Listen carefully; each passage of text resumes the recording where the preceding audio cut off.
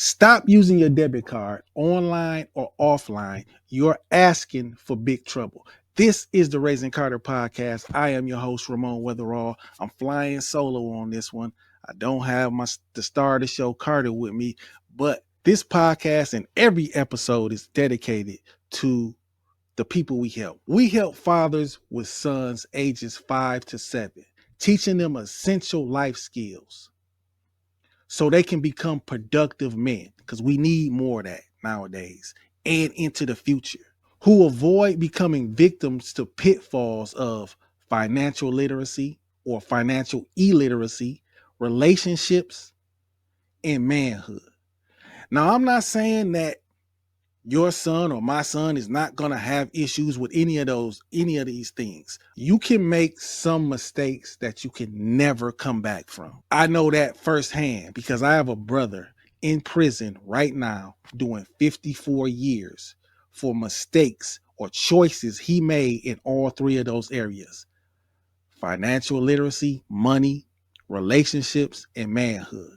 If you don't want your son to end up in the same place my brother is, watch this episode, listen to this podcast, because it's dedicated to you and your boy. Stop using your debit card.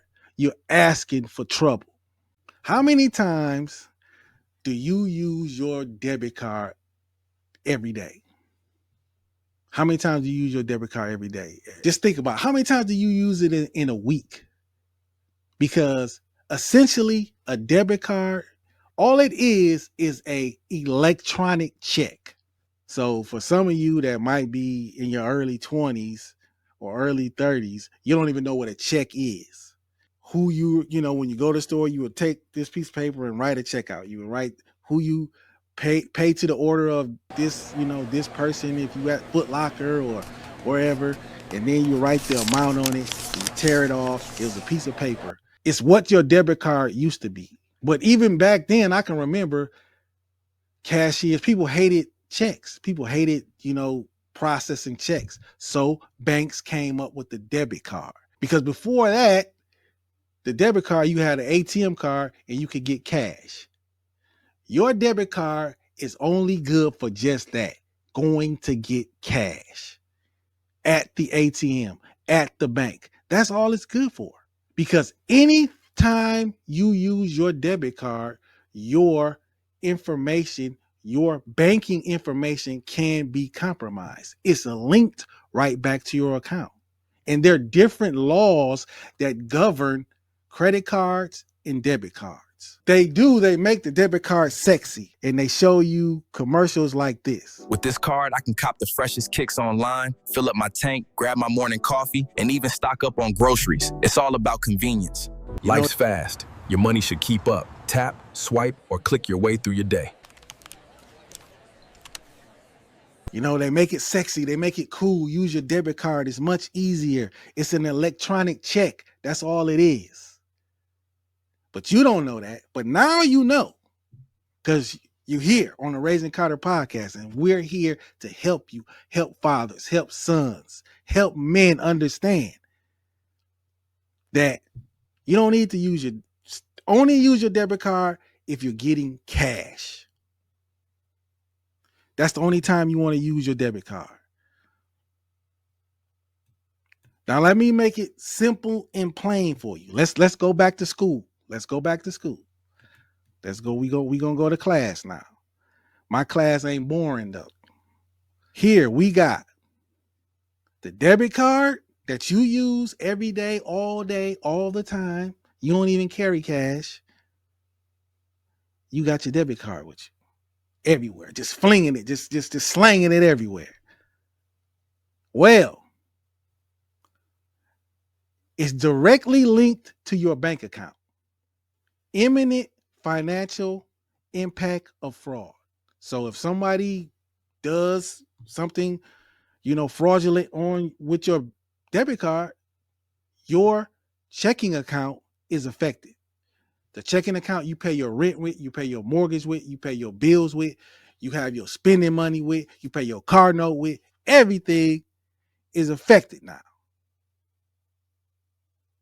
Is affected or infected by whoever doing something shiesty with your card because they have your information because you using it everywhere. You putting it out there everywhere. Fraud resolution can be slow. If you don't believe me, I got evidence of that. A higher direct risk. You're at a higher direct risk using your debit card because it's your money that people are playing with. Now, a credit card, you using borrowed money, not your money. Fraud impacts the credit, not your cash. A streamlined fraud resolution. There are two different laws that govern credit cards and debit cards. You don't believe me? Ask ChatGPT.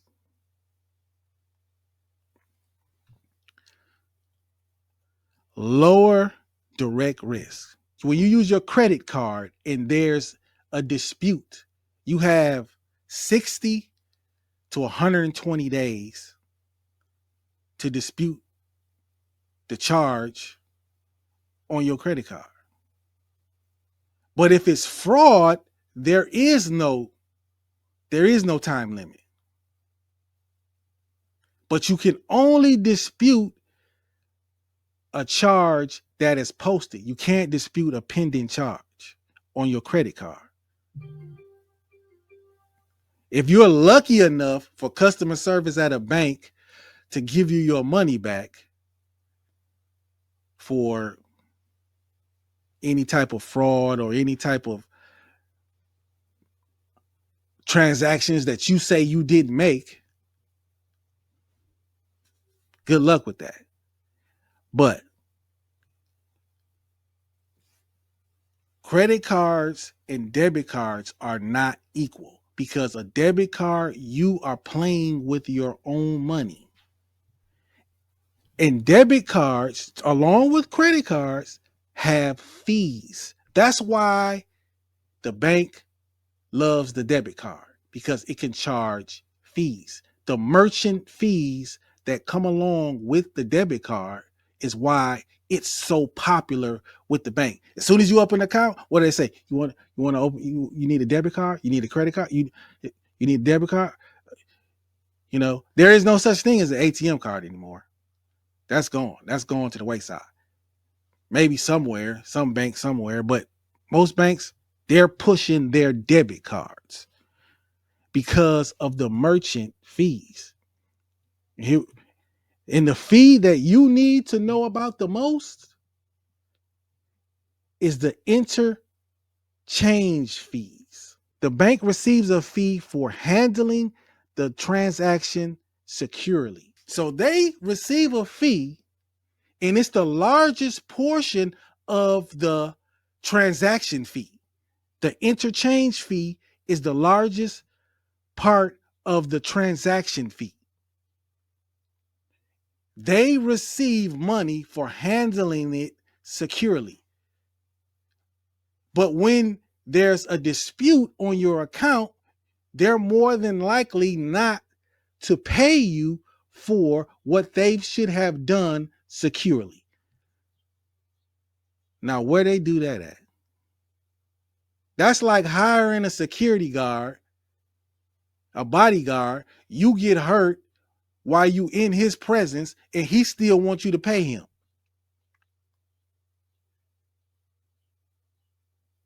Somebody end up whooping your behind when you hire him and he told you he could protect you, and he's still looking to get paid. That's what the bank doing.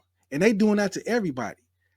They charging this interchange fee to everyone who owns a debit card. Credit cards do it too. They charge the fee, and it's more. But you're not using your money, you're using their money with the credit card.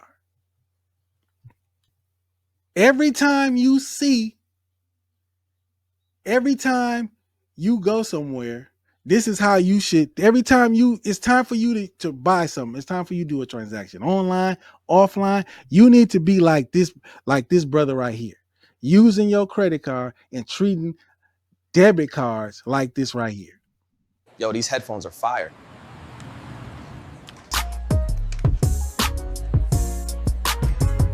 Totally ignoring the debit card.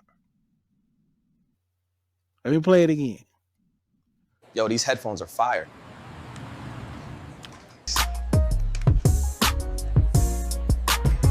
Debit cards, ignore them. Do not use them. They are not any good for you as a customer. They're not a financial tool. They're not in your best interest to use. They're not.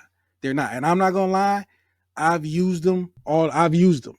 I've used them all the time. But after doing the research, and I'm supposed to be here to help fathers and sons and men with financial literacy, money, relationships, manhood. So I had to do. I gotta admit, I had to change my ways. I had to change my own ways. I don't have a credit card. I just use my debit card. What do I do now? You can get a credit card. It just will be a secured credit card. An unsecured credit card is what I'm talking about when you're using their money, using the bank's money, using the credit card's money. A secured credit card is where you get a credit card, you get a secured credit card, you make a deposit. It's like a security deposit. It's collateral. That's what it is. It's collateral. So, but my advice, if you're going to get a secured credit card, get it for as much as you can. Get it for as much as you can. Don't get a $300 secured credit card because it doesn't really do anything for you. Because most people will tell you you only want to use 30% of your balance. So if your balance, if the collateral or if the deposit, the security deposit you put down is $300, 30% of $300 is $90. So you really only have $90 to make purchases with. So you want to get it for a higher amount. You want to get it for 500, 1,000, or even more, as high as you can go, because the security deposit or the collateral you give $5,000. I mean, some people, okay, that's too much. Okay, say you give $2,000, $2,000. All right, say you give $1,000, $1,000. 30% of $1,000 is $300. Still not a lot, but you've got $300 to use. So it looks like you're handling your credit properly. Because a lot of people say, well, how can a secure credit card help me grow my credit? It's because you're paying back money you really don't have to.